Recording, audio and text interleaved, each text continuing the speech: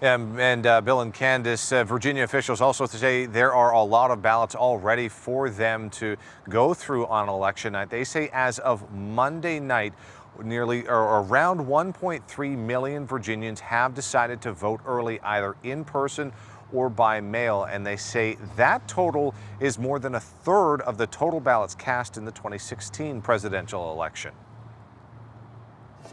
When polls close at 7 p.m. November 3rd, focus turns to counting all those ballots cast, both day of and early. Be prepared in Virginia for an after 11 o'clock kind of understanding of where we sit overall. Virginia Department of Elections Commissioner Christopher Piper says to expect that because of how the two types will be counted and reported.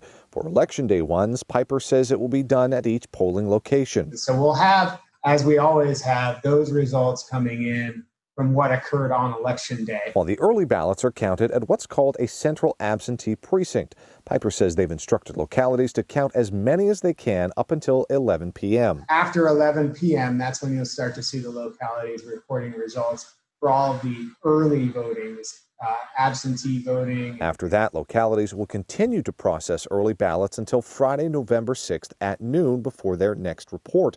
That date is the latest mail-in ballots are accepted, so long as they're postmarked on Election Day. It'll be Friday, Saturday, Sunday in some localities before we'll start to see the final numbers coming in. But Piper adds, unlike some other states, Virginia is allowed to pre-process those early ballots to look for issues as they come in, rather than to have to start that on Election Day. That said, I feel strongly that we'll have a good number of the votes counted and tabulated on Election night.